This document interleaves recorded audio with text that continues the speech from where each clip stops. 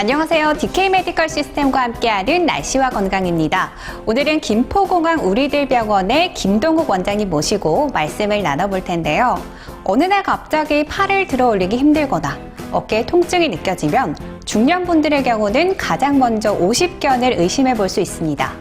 50대에게 가장 흔히 발생하는 어깨 질환이라고 해서 이름 붙여진 오십견은 최근 그 연령대와 무관하게 30, 40대에게서도 많이 발생한다고 하는데요.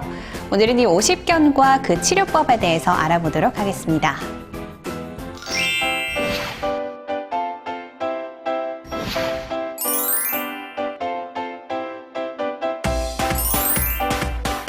네, 오십견은 50대에게 흔히 발생하는 어깨 질환이라고 알고 있는데요. 정확하게 어떤 질환일까요?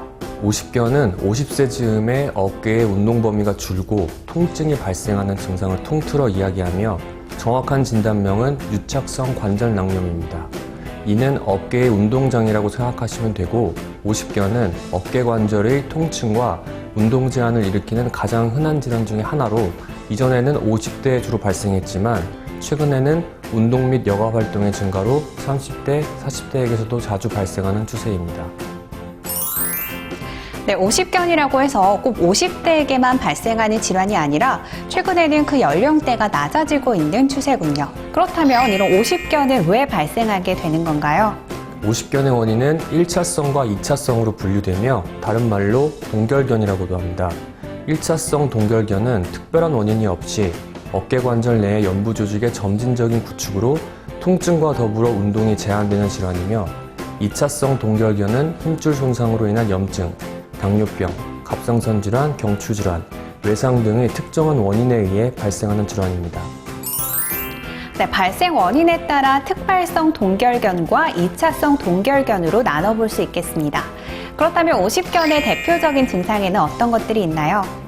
대표적인 증상으로는 팔을 들어 올리거나 뒷짐지는 자세를 할 때 통증이 발생되는 것입니다.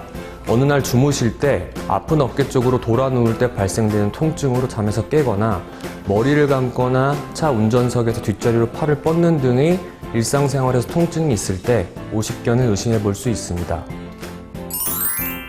네, 마지막으로 이 오십견의 진단과 치료법을 말씀해 주시죠.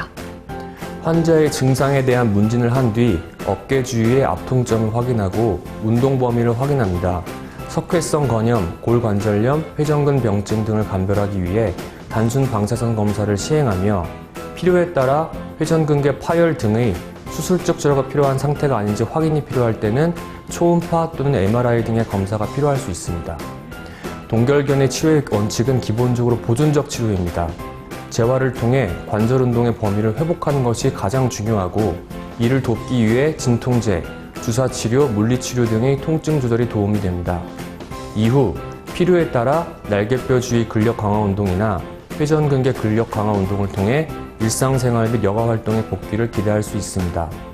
단, 수개월 이상의 체계적인 보존적 치료에도 불구하고 회복의 징후가 보이지 않을 때는 수술 등의 적극적인 치료요법이 필요할 수도 있습니다.